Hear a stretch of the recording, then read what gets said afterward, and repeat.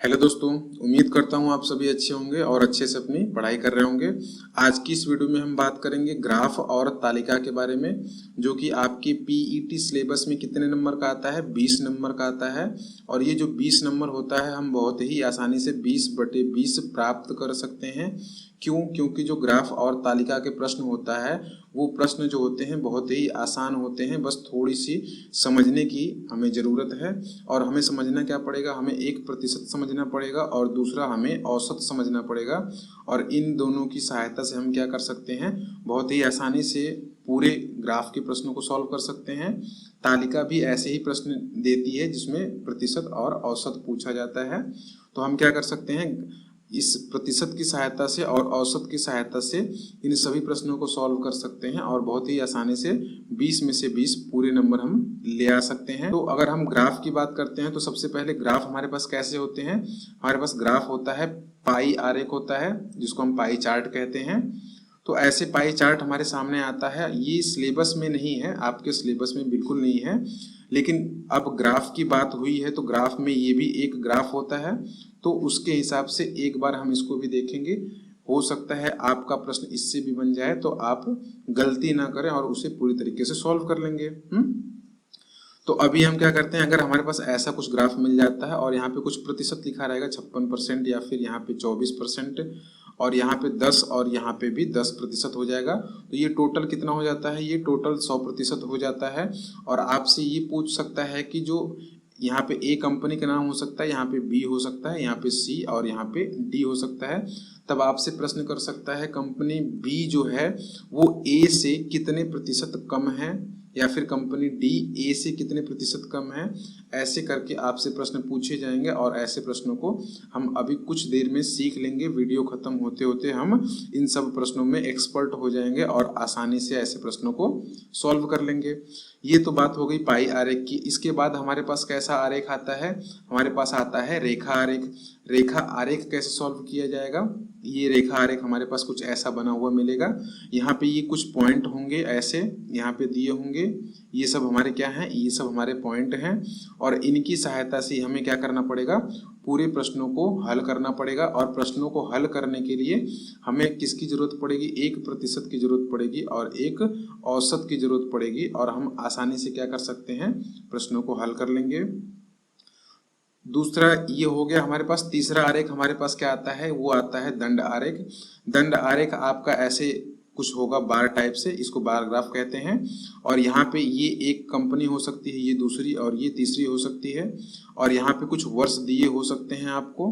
तो ये माना ए कंपनी है और ये बी है और ये सी है, तो ये मान लीजिए कि कितना हो गया, ये 450 हो जाती है और ये वाली हमारी 250 हो जाती है। तो ऐसे आपसे प्रश्न पूछ सकता है कि कंपनी ए जो है कंपनी बी से कितना अधिक है। तो हम तो साफ साफ देख सकते हैं कितना अधिक है, 450 ये है और ये 250 है। और 250 में अगर हम क्या करते हैं, 450 घटा देते हैं तो हमारे पास ये 0 और ये 0, ये 2, तो 200 अधिक है। अब ये 200 यहाँ पे कुछ वैल्यू दी हो सकती है, यूनिट जो होती है आपकी वो मीट्रिक टन या फिर कुछ भी दिया हो सकता है।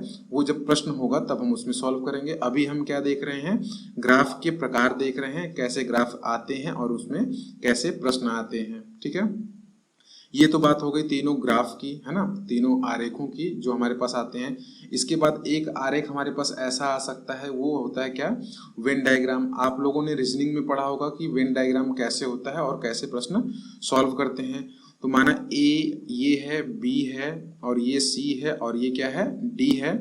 तो ए बी सी डी सभी कहाँ पे एक हो सकते हैं, यहाँ पे जो भी नंबर लिखा होगा वो सभी का मिक्स होगा। अब मैं पूछ दूं ए और डी कहाँ पे हो सकते हैं, तो आप बताएंगे सर यहाँ पे हो सकता है। और ये बी और सी कहाँ पे हो सकते हैं, बी का ये सर्कल और सी का ये सर्कल कहाँ पे है, यहाँ पे है। तो ऐसे करके हमारे पास प्रश्न आएगा और हम बहुत आसानी से सॉल्व कर लेंगे। ये बात हो गई वेन आरेख की। नेक्स्ट हम बात करते हैं तालिका की। तालिका कैसे होती है, तालिका हमारे पास कुछ ऐसे दी होगी और प्रश्न पूछेगा, निम्न तालिका किसी परीक्षा के कक्षा 8वीं और 9वीं के विद्यार्थी का विवरण दिया गया है, सारणी का अध्ययन कर दिए गए प्रश्नों का उत्तर दें। ठीक है, कक्षा 8 के विद्यार्थी हमें दिए गए हैं और कक्षा 9 के विद्यार्थी हमें दिए गए हैं। कक्षा 8 और 9 के विद्यार्थी दिए गए हैं और हमें प्रश्न कैसे पूछेगा, हमसे प्रश्न ऐसे पूछेगा कि 30 से कम कितने विद्यार्थी हैं जो कक्षा 8 में हैं। तो हमें क्या पता है, हमें 6 पता है। और अगर मैं आपसे बोल दूं कि कक्षा 9 के कितने विद्यार्थी 50 से कम हैं, तो आप कहेंगे कि सर 10 कम हैं, ये भी हमें पता चल गया। तो ऐसे करके हमारे पास तालिका दी होगी और ऐसे ही हमारे पास प्रश्न आएगा, तो हम ऐसे आसानी से सॉल्व कर सकते हैं। उसके बाद हम बात करते हैं इन सभी चीज़ों को सॉल्व करने के लिए हमें कैसी आवश्यकता पड़ेगी। तो हमें एक आवश्यकता पड़ती है प्रतिशत की। तो प्रतिशत होता बहुत बड़ा चैप्टर है, लेकिन हम क्या कर सकते हैं, कुछ चीज़ें जो शुरुआत की हैं अगर हमें वो पता है तो हम प्रतिशत की मदद से क्या कर सकते हैं, ग्राफ के सभी क्वेश्चंस को हल कर सकते हैं। और वो बेसिक चीज़ें क्या हैं, जैसे अगर मैं आपसे पहला प्रश्न पूछूं कि 30 जो है 30 60 का कितना प्रतिशत है, कितना प्रतिशत है, तो आप सभी जवाब दे देंगे। क्या आप कहेंगे सर जहाँ पे का लिखा होता है वो क्या होता है, वो नीचे जाता है ना। और जहाँ ये 30 क्या है, ये 30 ऊपर चला जाएगा और प्रतिशत पूछा है तो गुणे में 100 हो जाएगा। जिसे नहीं पता है वो इस चीज को ध्यान देगा। अगर हमारे पास ऐसे प्रश्न आता है और पूछे 30 का 60% कितना है या फिर 20 का 50% कितना है, तो जहाँ पे का जिसके साथ लगा होता है वो हमेशा कहाँ जाता है, वो हमेशा नीचे जाता है और जो दूसरी वैल्यू होती है वो ऊपर जाती है। ठीक है, तो ये हमारे पास क्या है, 30 एक कम 30 और 30 दूना 60 और 2 ये कटेगा कितनी बार में, 50 बार में। तो हमारे पास प्रश्न का उत्तर क्या आता है, ये आता है 50%। ये कितना देगा, 30 60 का कितना प्रतिशत है, 50% है। और अगर मैं दूसरे प्रश्न की बात करूं तो ये कैसे आ सकता है, ये पूछा जाएगा आपसे कि 20 जो है 20 का 60 कितना प्रतिशत है, 60 कितना प्रतिशत है। तो कैसे हम जवाब देंगे, हमें अभी सीखा है क्या, जिसके साथ का होता है वो कहाँ जाता है, वो हमेशा नीचे जाता है। तो हम क्या करेंगे, 20 को नीचे लिखेंगे और 60 को ऊपर लिखेंगे, ऐसे हम लिखेंगे। और प्रतिशत पूछा है तो क्या करेंगे, 100 कर देंगे। यहाँ पे कितना हो जाएगा, 20 तिया 60 हो जाएगा और ये कितना हो जाएगा हमारा 300% हो जाएगा। ये हमारा कितना हो जाएगा, ये हमारा 300% हो जाएगा। तो जहां पे भी का दिखाई देता है वो हमेशा क्या करना है, हमें उसको हमेशा नीचे लेना है।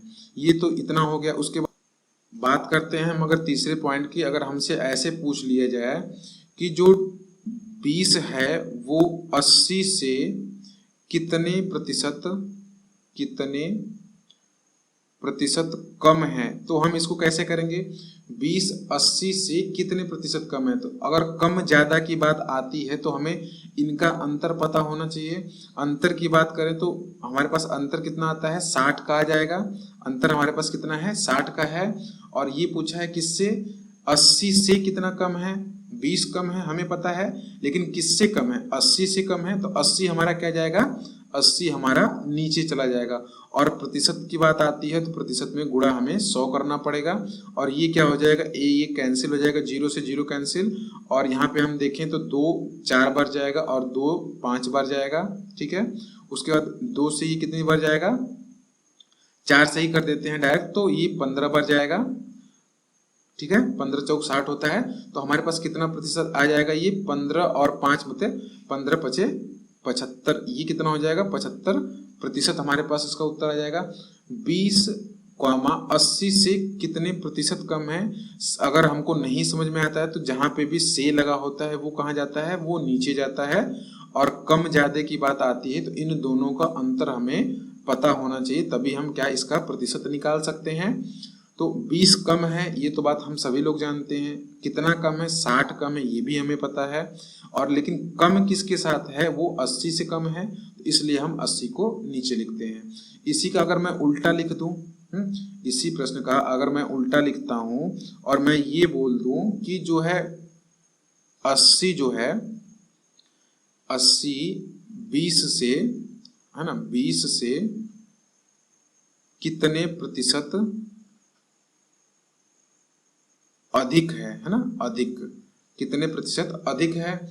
तो यहाँ पे हमें क्या पता है, दोनों का अंतर हमें पता रहेगा तभी हम अधिक और कम जान सकते हैं। तो अधिक और कम जानने के लिए सबसे पहला क्या होना चाहिए, अंतर होना चाहिए। ठीक है, अब किससे कम है, हमें ये तो पता है कि 80 और 20 में गैप है कितने का, 60 का गैप है। हाँ, और 20 से कितने प्रतिशत अधिक है, 80 अधिक तो है लेकिन किससे अधिक है, 20 से अधिक है। तो हमें नीचे क्या करना पड़ेगा, नीचे हमें 20 करना पड़ेगा। ये नहीं पता चल पाता है आपको कि नीचे किसको करना है, तो जिसके साथ से लगा होता है और जिसके साथ का लगा होता है वो कहाँ जाता है, वो नीचे जाता है। और अगर थोड़ा सा आप सोचने की कोशिश करेंगे तो हमें क्या पता है, 80-20 में ज्यादा तो 80 है हमारे पास, और किससे ज्यादा है, 20 से ज्यादा 80 होता है। तो इसलिए हमारा 20 कहाँ जाएगा, हमेशा नीचे जाएगा। और अगर प्रतिशत की बात आती है तो प्रतिशत हमसे कितना पूछा है, प्रतिशत हमसे 100 पूछा है। तो ये क्या हो जाएगा, 20 5 बार जाएगा तो 20 पंचे 100 हो जाएगा, और 6 से 5 का गुणा करते हैं तो 6 पंचे 30 हो जाता है। और ये एक जीरो और आ जाएगा, कितना हो जाएगा, 300% अधिक हो जाएगा। इसमें किसी को कोई दिक्कत नहीं होगी। कितना परसेंट अधिक हो जाएगा, 30% अधिक हो जाएगा। और अगर कम की बात करते हैं तो कम हमसे कितना हो जाएगा, 75% कम हो जाएगा। और अधिक की बात आती है तो हमसे कितना, 300% अधिक हो जाएगा। किससे, 20 से 80 300% अधिक हो जाएगा। ठीक है, उसके बाद हम बात करते हैं एक उदाहरण की। हाँ, उदाहरण हम पहले सॉल्व करते हैं एक प्रश्न को, और उसके बाद ऐसे प्रश्नों को हम डेली सॉल्व किया करेंगे। तो हमारे पास पहला प्रश्न दिया गया है, दी गई तालिका। अच्छा हाँ, इसके पहले हम एक चीज और जान लेते हैं, किसके बारे में, औसत के बारे में। हाँ, यहाँ पे ये तो ठीक है, हम एक चीज और बात करते हैं औसत के बारे में। औसत क्या होता है, औसत की बात करें तो हम सभी को क्या पता है, अगर मैं यहाँ पे आपको लिख दूं 3 5 और 7 8 ऐसे लिख दूं, यहाँ पे एक 9 लिख देता हूँ। हाँ, और मैं पूछूं कि इसका औसत क्या होगा, तो औसत अभी हमें दिखाई दे रहा है क्या होगा, 7 होगा। क्योंकि यहाँ से भी 2 है और इधर से भी 2 है, ये औसत हो जाएगा।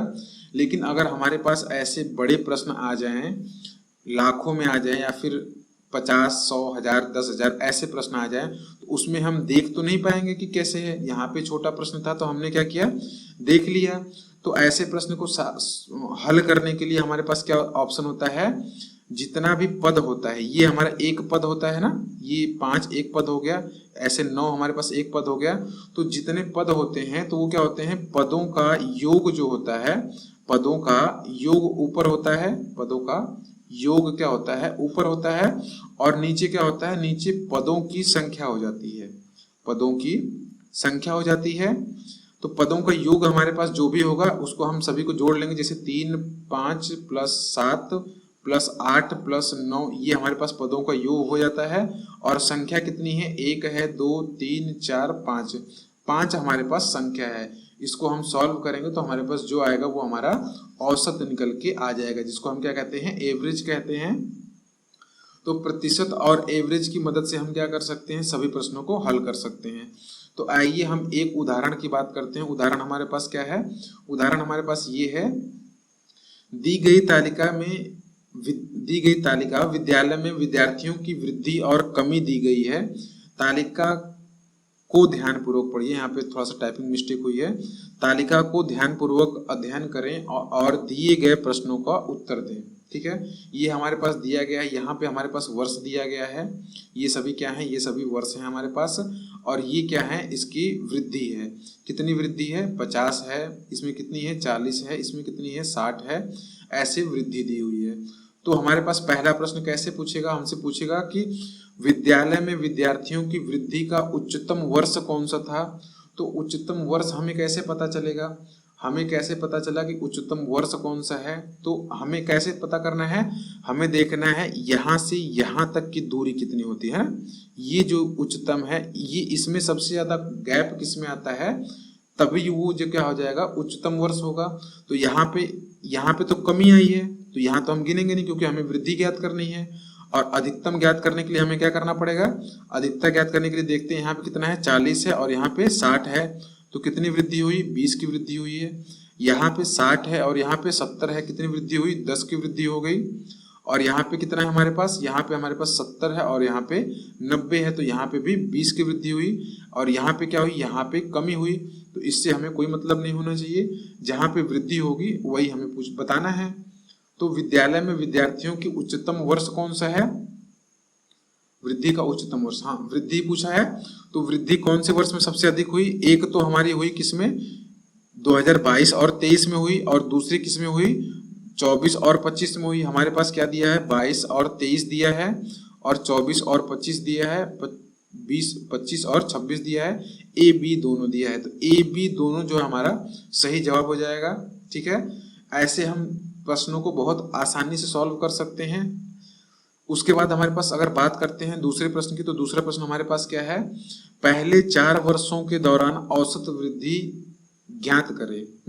औसत वृद्धि हम कैसे ज्ञात करते हैं, पदों का योग होता है और पदों की संख्या होती है। तो यहाँ पे हमारे पास ये 50 दिया हुआ है, ये हमारे पास 50 दिया है, और ये कितना दिया है 40 दिया हुआ है, तो हम इसको 40 ले लेते हैं। उसके बाद हमारे पास कितना 60 है, ये हमारे पास 60 हो जाता है। उसके बाद हमारे पास कितना है, ये 70 है, तो इसको हम 70 ले लेते हैं, और इनको हम जोड़ते हैं तो ये 0 ये 0 ये 0 ये 0 कितना हो गया 0 हो गया, और 7 6 13 13 4 17 और 17 5 22 आ जाएगा हमारे पास।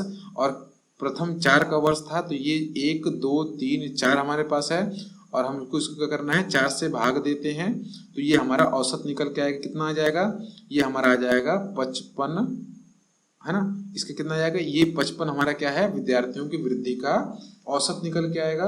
तो ऑप्शन नंबर बी हमारे पास क्या है 55 है, तो यही हमारा क्या हो जाएगा ऑप्शन सही हो जाएगा। ठीक है, उसके बाद बात करते हैं हम किसकी, उसके बाद हमारे पास नेक्स्ट क्वेश्चन है 20-21 में विद्यार्थियों की संख्या वृद्धि, 20-24-25 में वृद्धि का था। हाँ, तो यहाँ पे का था मतलब जो का होता है वो नीचे होता है, तो हमारे पास 20 और 25 में क्या है, 20 और 25 में हमारे पास कितना है 90 है, तो 90 को हम क्या करते हैं नीचे करते हैं, और ऊपर हमारे पास क्या हो जाएगा 21 हो जाएगा, तो 21 मतलब ये 50 हो जाएगा हमारे पास ऊपर, तो 50 और ये ऊपर हो जाएगा, तो ये 0 से ये 0 कट जाएगा, तो हमारे पास आंसर में क्या आ जाएगा 5/9 आ जाएगा, और ये 5/9 हमारे पास ऑप्शन नंबर डी में दिया हुआ है, तो ऑप्शन नंबर डी हमारा क्या हो जाएगा सही हो जाएगा। यहाँ पे जो उसमें भी हमारे पास का आता है वो कहाँ होता है, वो हमेशा नीचे लिखना है, इस बात को आप ध्यान रखिएगा। उसके बाद बात करते हैं हम चौथे प्रश्न की, तो चौथा प्रश्न हमारे पास क्या है, सबसे अधिकतम, ये सबसे होगा यहाँ पे, सबसे अधिकतम कमी पिछले वर्ष की तुलना में किस वर्ष रही। तो सबसे अधिकतम कमी देखना है, तो कमी कहाँ पे है, यहाँ पे कमी हो रही है हमारे पास, यहाँ तो अधिकता है इसको नहीं देखेंगे, यहाँ पे भी अधिकता है, यहाँ पे भी अधिकता है, और कमी कहाँ पे है यहाँ पे भी है। तो यहाँ पे कितना है 90 है, और यहाँ पे कितना आया 40 आया, मतलब 50 की कमी हो गई, और यहाँ पे 50 था यहाँ पे 40 है, मतलब 10 की कमी हो गई। तो सबसे अधिक कमी कहाँ पे हुई हमारे पास, सबसे अधिक कमी हमारे पास हुई है 20-25 में, और 20-25 हमारा ये रहा option number C. Option number C हमारा क्या हो जाएगा सही जवाब हो जाएगा। ठीक है, वीडियो को ज़्यादा लेंदी नहीं करेंगे, आज फर्स्ट डे था, नेक्स्ट टाइम पे हम कोशिश करेंगे 2 से 3 जो है ग्राफ सॉल्व करने के लिए, और टेलीग्राम का एक चैनल होगा, वहाँ पे आपको ग्राफ के क्वेश्चन मिलेंगे, आप यहाँ पे प्रैक्टिस करिएगा, और वहाँ पे जो एक्स्ट्रा क्वेश्चन होंगे वहाँ से भी आप प्रैक्टिस कर सकते हैं।